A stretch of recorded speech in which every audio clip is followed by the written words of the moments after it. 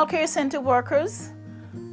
I'm Joan, and I want to talk to you briefly about what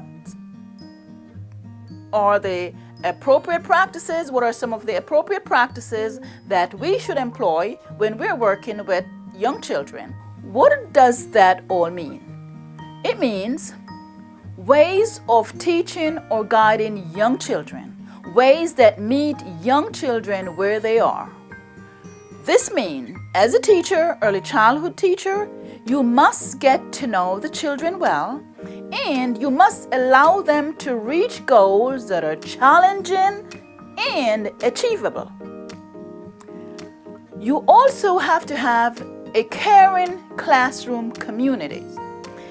And your learning activities, your learning experience, the learning experience that you provide must be based on your understanding about the growth pattern, the strength, the needs, the interest, and the appropriate experiences for these children.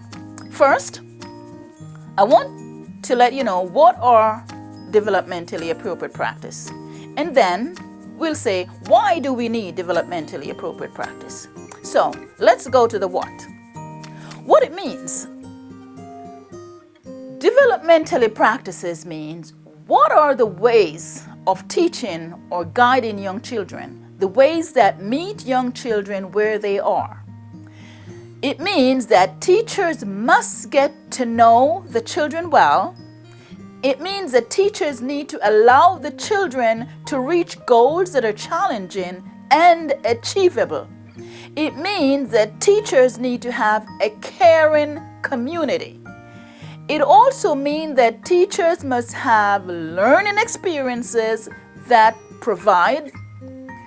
gives you an understanding of children's growth, their patterns, their strength, their needs, their interest, and appropriate learning experiences. And to do all that, you need to work in a collaborative environment. You need to collaborate with your peers. And because children are different, you need to have different teaching strategies to teach these children. So now that you know what it means for developmentally appropriate practices in young children, we'll continue. You need to involve parents in your planning. Another thing is you need to have positive attitude and relationship with the children that you work with. Another developmentally appropriate practice is, as child care worker, that you need to do is you need to observe and document the children's observation. You also need to know when children are stressed and when they are tired. And this is key. You need to supervise children at all times directly. And don't forget to set clear limits, goals, and set these limits in relation to the children's behavior.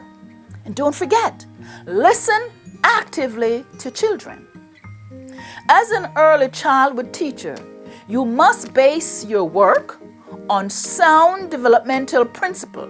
The approach that you take to instruction must be within the context of family.